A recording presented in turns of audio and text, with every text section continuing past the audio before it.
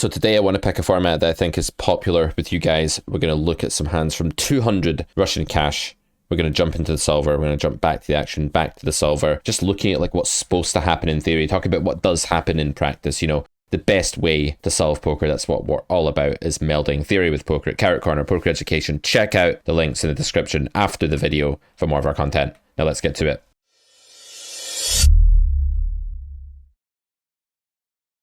Okay guys, so we're going to go hand solver, you know, look at what the GTO is meant to be for stuff. We're going to talk about how we might deviate. We're going to start with a 3-bet here with the ace queen offsuit against hijack. We get flop in 995, so this is a board that I'm going to be mixing b60 and check. A lot of people use half pot on this board. It doesn't really matter as far as I'm concerned. b60 is all right too. We decide to check this time. Not having the diamond is not an absolute reason to check. There's probably some frequency change there with the diamond betting more often or something, but realistically, against a decent opponent, there shouldn't be a large EV difference here between these two lines. The king turn is obviously very, very good for range and is one of these cards that degrades the showdown value of ace queen, kind of putting it firmly in our bluffing range at this point. Button versus hijack. We do have some degree of showdown value with this hand, but I think we also just get a lot of fold equity from better. I think villain's going to be folding some 4s, 6s, 7s, stuff like that in this spot. Even stuff like 8s, 10s are probably going to become indifferent to this sizing here. So let's take a quick look and see if we're right that overbets are a thing here. I figured that I'd probably have some smaller size too, like our 10s or jacks or whatever might use a B66 here, B60 or half pot or something like that if we have checked them on the flop, which will be kind of rare. I think most of the hands that want to go smaller for value in this turn haven't checked flop much, so just using the really big bet here looks like it's simplifiable, like you could just play that way if you wanted. Of course, we should always be asking ourselves if there's a better line, but honestly, I don't really think there is. It was also a very fast check by villain. That could be automatic because the king turn is a pretty clear range check card for most people, but, you know, if anything, it's probably a good sign. Okay, let's jump over to PIO solver.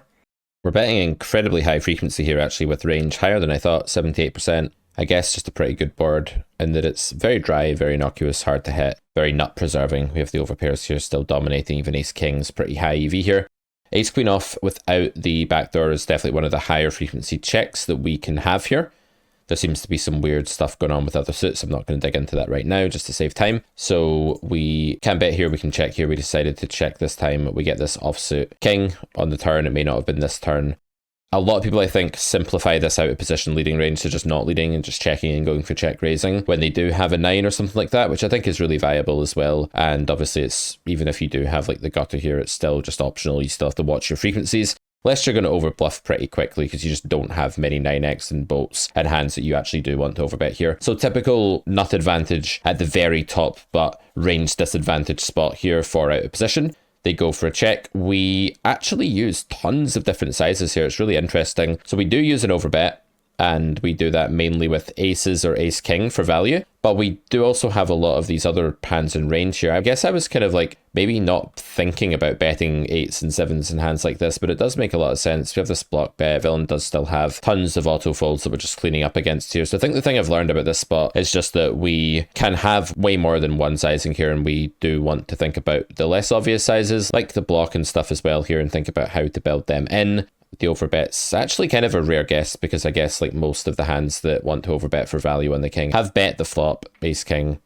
Yeah, it can do it, but other than that, there's not really any overbetting going on with king, jack, king, 10 here. It's just a little bit below the threshold. So yeah, what I've taught myself about the king turn in particular is that there's going to be a lot more small bets. If you toggle down here, you can actually see more overbets coming in on certain other turns, like lower turns. The queen, there seems to be more overbetting. If we get down to like these cards here, the 4, the 3, the deuce, the real nut advantage preserving cards where our overpairs are just very, very strong in their entirety, we're going to be overbetting those cards more. And I think that was kind of the paradigm I had in my mind here, was more something like this rather than the actual king turn. Control and up and down arrow, by the way, will move through the cards. The suit can be changed with control and right and left arrow.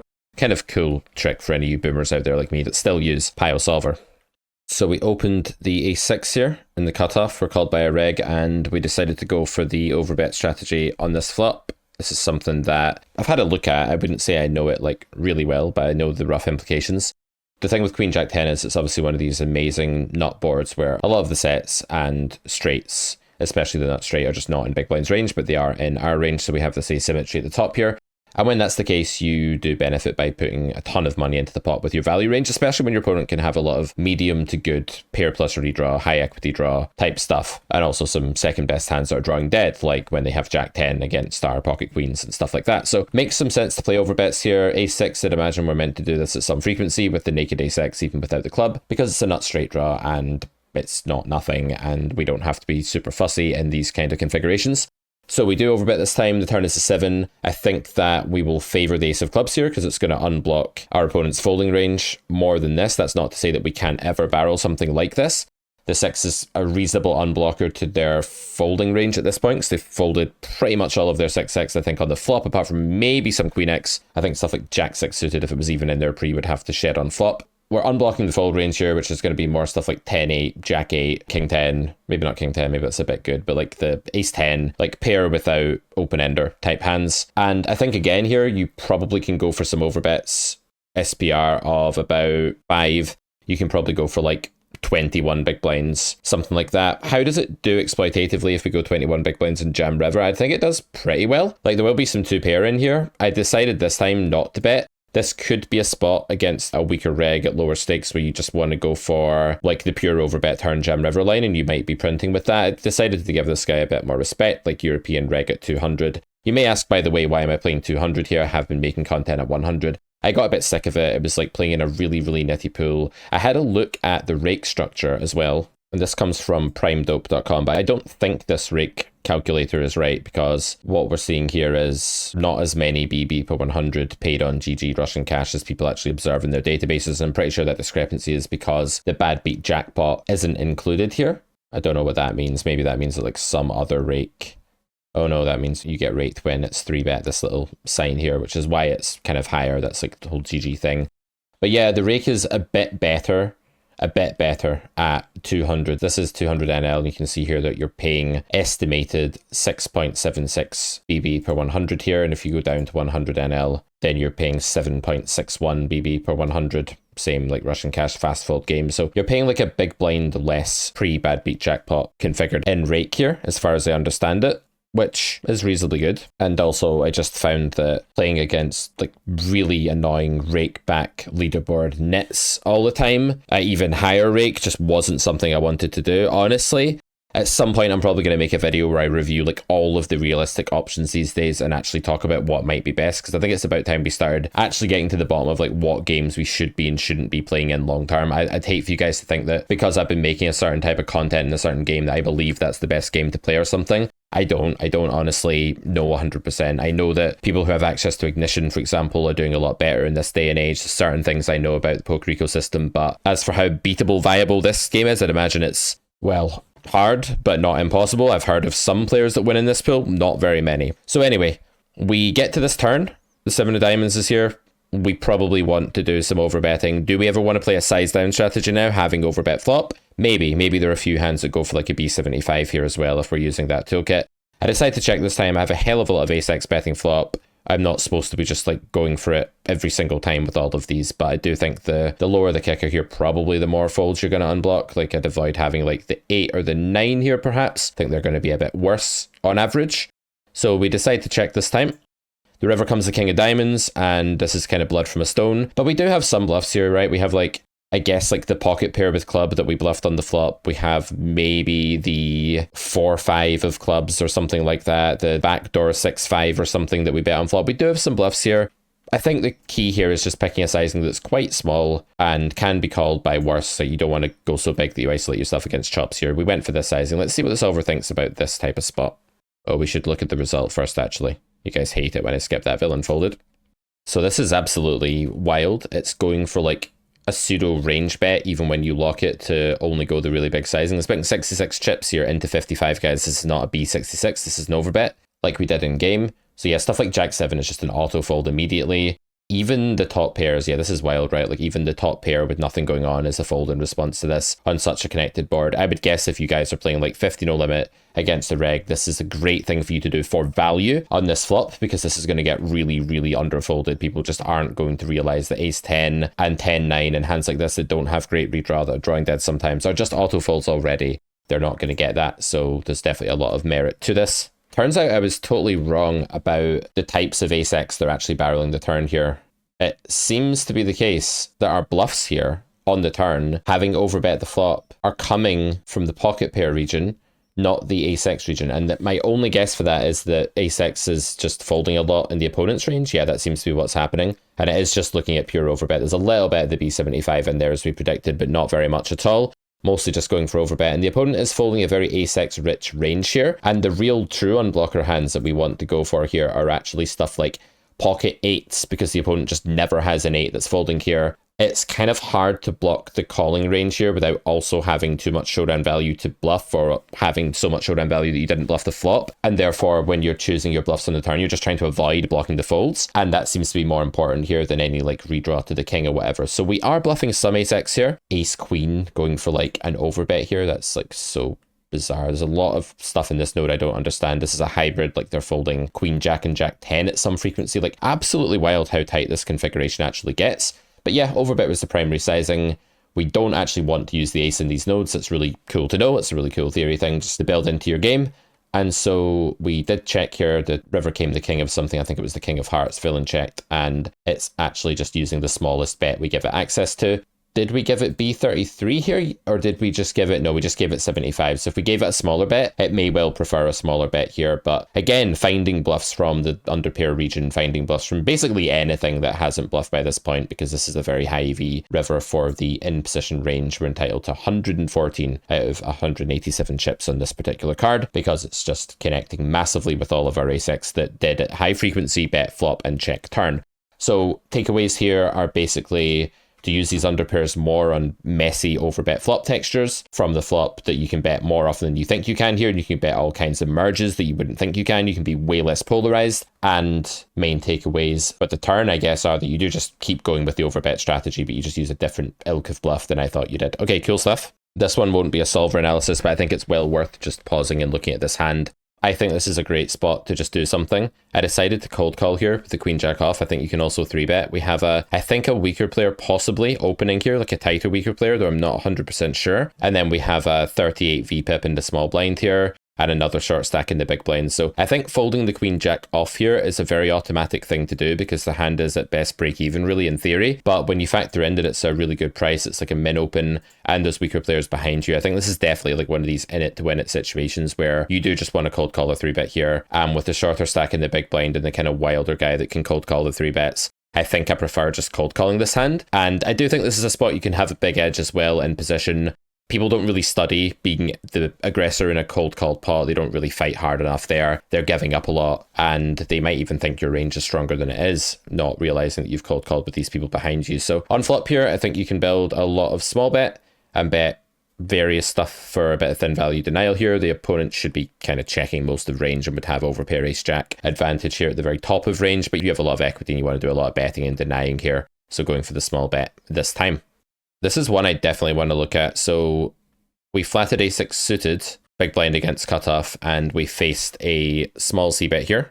And we elected to go for this check raise. And my thought here is that people are sort of range betting a board that's probably not a classic range bet, and it might be quite difficult to defend enough here. And even if they do defend enough here, they're still going to be calling a ton of worse hands. We have a 6 kicker, which means two things. Firstly, it means that our hand is more vulnerable to potential overcards because we don't hit those overcards. We don't hit 8s and queens on a queen ever, or 8s and jacks on a jack ever.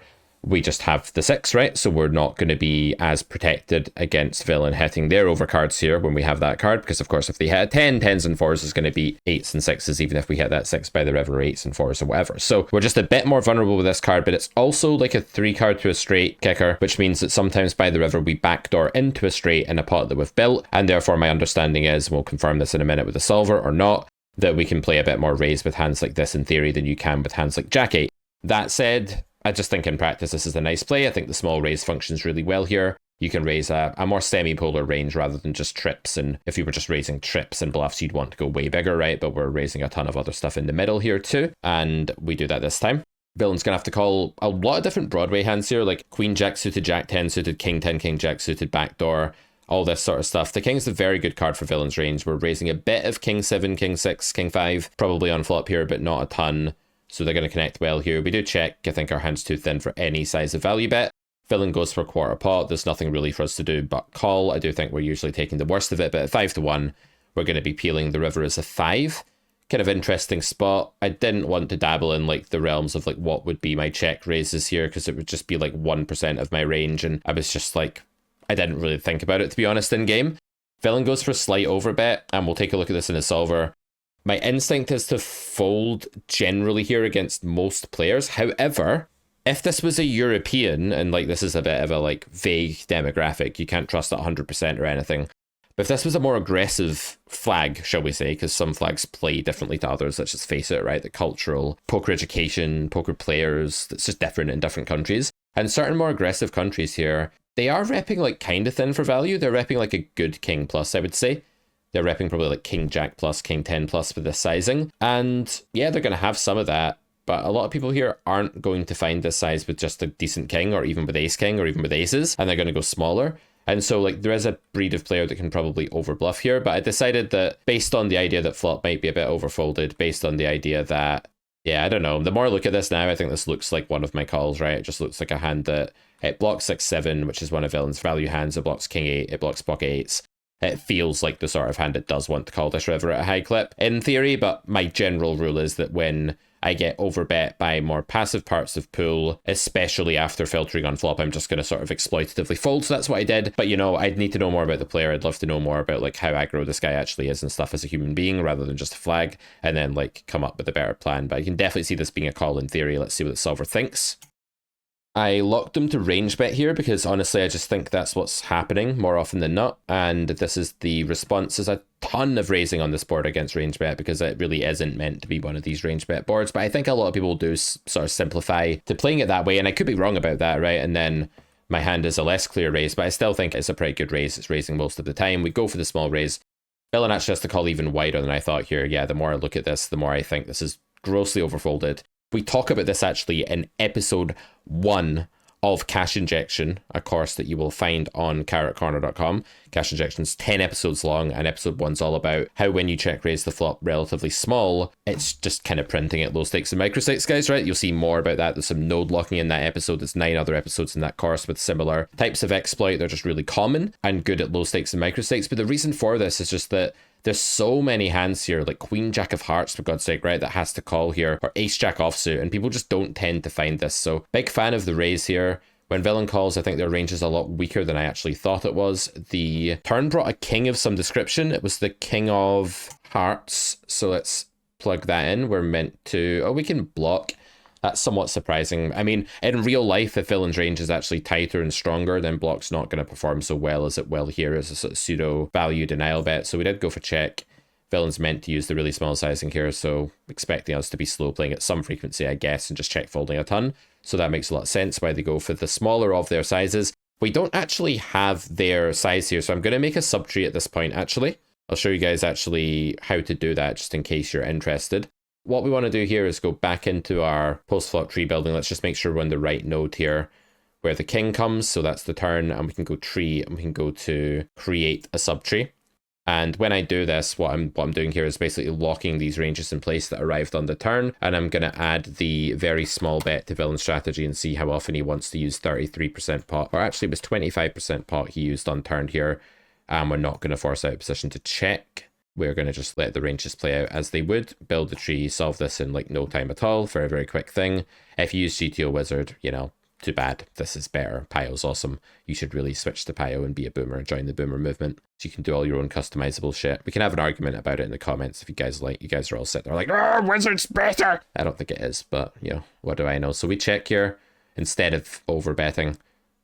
We usually overbet our value here in our bluffs, and this is just a weird anomaly, but we didn't want to do that because we thought their range was too strong.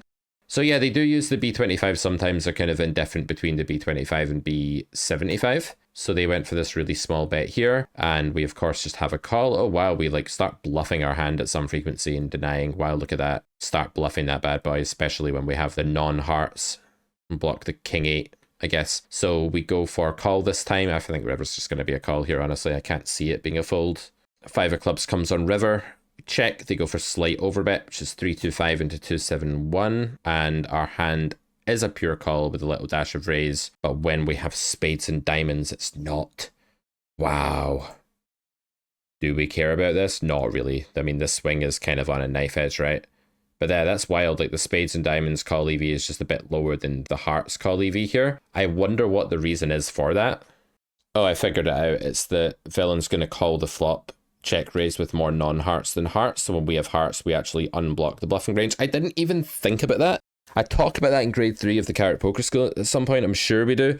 And I just haven't thought about that pattern for quite a while. So it wasn't there accessible in my brain. But yeah, of course, hearts is a slightly more winning call. And against humans, it's an even more winning call because like they are going to be more guilty of like folding the hearts and calling the non-hearts on flop. So interesting, slightly winning call in theory. I think in practice against an unknown player that could be trending passive based on flag and stuff like that is still an okay fold. But yeah, okay. Interesting. I think the spot could easily get overbluffed, by the way, as well. So glad we looked that one up, picked up a few useful patterns there. I always like to summarize what I picked up from a solver review after I've done it, and that's why I'll go through and say I reminded myself about the backdoor combos and unblocking them in the river.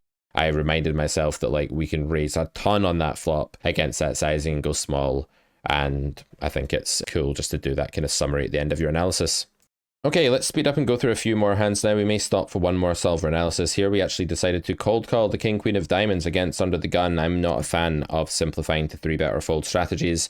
I don't believe that they are optimal. I think there are times when cold calling gains EV, especially when you have, you know, non-full stacked people in the small blind here and stuff. Like Gary Chappell, Chaps 1988 as he used to be called, he's a run at once coach. He's been around the block a long time. He does pretty well. He's played in pools like this for a long time professionally, I believe, and so being in a 3-bet pot with him, we're never going to have like an edge there, but by being in a pot with this player, we will have an edge. And so we want to manipulate ourselves into a situation where we're playing against the player that we actually have the skill edge against more often, rather than just playing like a humdrum normal situation that's going to be like not particularly amazing either way when we 3-bet, have to flat a 4-bet sometimes. All of that. I just think cold call just makes so much more sense for both players here. Like, to be playing against this player, not as a team, not colluding or anything like that, but it just makes sense strategically for each of them to want to be in this situation. So calling the cutoff here instead of 3-betting, I think that's good, especially when you have like 29 VPIP there that could be a recreational and then a non-full stack here. So yeah, I'm the fan of cold call here. I mean, we do want to mix in some 3-bets long term in this spot with certain hands, but I'm a big fan of cold calling this particular hand. We decide to take a flop here. Honestly, this is already pretty grim against a tight looking recreational. I'm guessing that's who this is. As they started without a full stack. They check the flop. This is going to be very, very underprotected. They're meant to be checking here, like really protected. The thing is, I actually want them to hit a king, because then I'm coolering them when they have king, jack, king 10, ace, king, or whatever. And I'm also very happy for them to not take any of my money when they have ace queen or something, and if they have jacks or whatever, they're probably about to tell me by checking again, at which point I'm just going to start opening the door to value betting. But on the turn, you know, on the flop, there's some frequency they're going for that check raise. If that is the case, they'll now come out and pot turn or something, and I'll call really reluctantly, and we'll go on to the river, and I'll try and get there and try and stack them. I'll try and hit a queen or a diamond or whatever. Or what's going to happen is they're going to check turn again or block turn, at which point I'm going to call or raise, and I'm just going to get a lot of transparency. So I quite like checking flop here. They do indeed decide to check the turn here again, and when they do that, we just start betting. Sizing wise, I want to just pick a normal sizing that they're going to call with jacks and tens mainly, and could call with ace king if they feel like it. That's kind of what I was going for here. But yeah, I think you can go a bit bigger than this as well. Probably do want to go bigger than this actually at this point. I think I prefer a larger bet, just getting greedier against jacks and tens. I think it's a slight underplay actually. I should go a bit bigger there.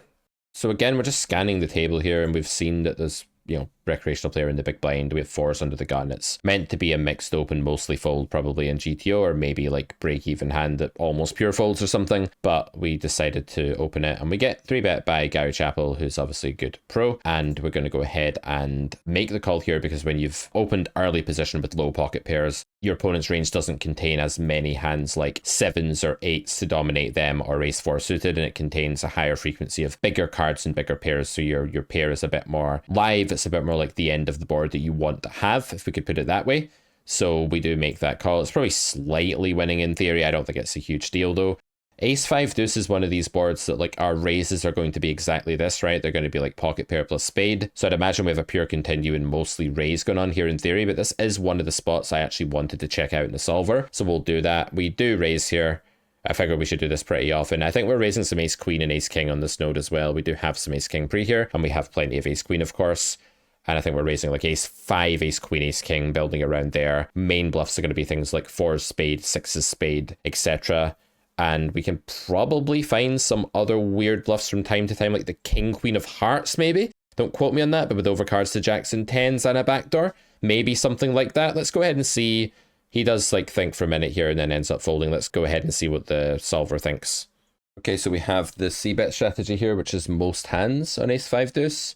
It's like a 68% c-bet. Some people just play range c-bet here, which is fair enough, I guess.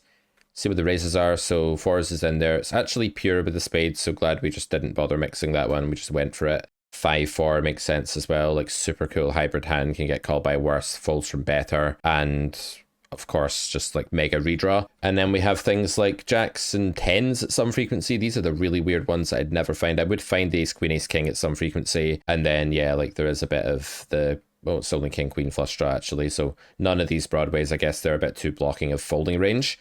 Interestingly enough, like queens and 10s and stuff actually start folding without the spade here already. 9s, 8s, you can see the utility of this with the low pair, and then all this ace-x just continues.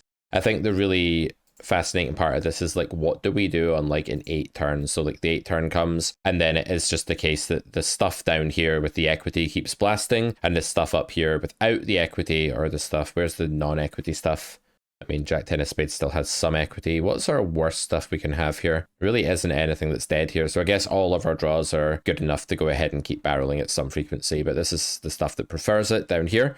Interesting. Yeah, really makes a ton of sense from a theoretical perspective. Do we think people are...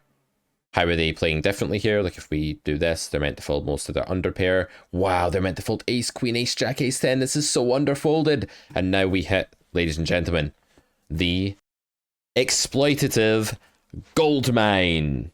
This is underfolded, right? Because I just don't think people are folding ace, jack, ace, queen, ace 10 on turn here. Having called flop to a b60, I just don't think it's happening. So we probably want to underbluff this node, honestly. It's kind of sad to say, but we probably need to underbluff this node and just, you know, cash in when we have the value region in this spot. All right, interesting stuff. Takeaways are the weird jacks and 10s raising being a thing, and also just how pure it is with this particular part of our range that we actually had here before us with the spade. So we're going to finish off with a completely un-GTO-like spot where we opened 7s here in the small blind. And let's just have a look at the interaction between my mouse cursor and the villain here, because they're going to have a little mating ritual of some sort. So I'm looking at the player, I'm thinking, okay, 7s, like, what is actually the GTO here? It's just pure call, I would imagine, even against this sizing? Or is there some jam in there? I don't even know. I don't know about this SPR, but I did decide to jam ultimately. You're not seeing the villain's HUD pop up there, but his 3-bet stat was like 26% or something. It's early days, but he did look like an absolute sort of loose maniac of a player. So I decided that on balance, he could be like very, very grotesquely overbluffing. And if he wasn't overbluffing, like it can't be that horrendous to jam 7s here, I didn't think, at this SPR. Quite a lot of dead money. I'm risking 92 instead of 100 and whatever that I'm normally risking. So I felt like jam was probably quite good. And he has ace king. And that's the end of the video. We're not going to see what happened there because it's boring and we don't really need to know whether the set held up or whether we won the second board because it's irrelevant, guys, so I'm not going to show you. I will see you back here for another video. Just kidding. We won the first one. Villain shouted that he wanted an ace and a king and a 10. He even said a 10 was good. He called out for the 10s. He was like, 10! 10! It didn't come, alas, and we won both. And then we said, oh my god, because we never win both because we have that whole victim mentality that's really quite pathetic and irritating to everyone around us. Anyway, guys, we'll see you back here for more videos soon. Don't forget to hit the links in the description. Check out carrotcorner.com. In particular, if you like this format where it's like solver, looking at strategies, looking at what should happen, determining what will happen, coming up with plans like giving up on the turn there when we've gone ahead and raised the flop with many of those hands that should bet because it's underfolded. If you like plans like that, Cash Injection gives you 10 of the most important plans for beating up on, you know, lower stakes games in this where people are making way, way more mistakes. That course is good for 1-2 live, 2-5 live, 5-10 live, 50 NL, 100 NL, 25 NL online. Loads and loads of different stakes, both live and online. Applies to humans. Alright guys, see you soon. Bye for now.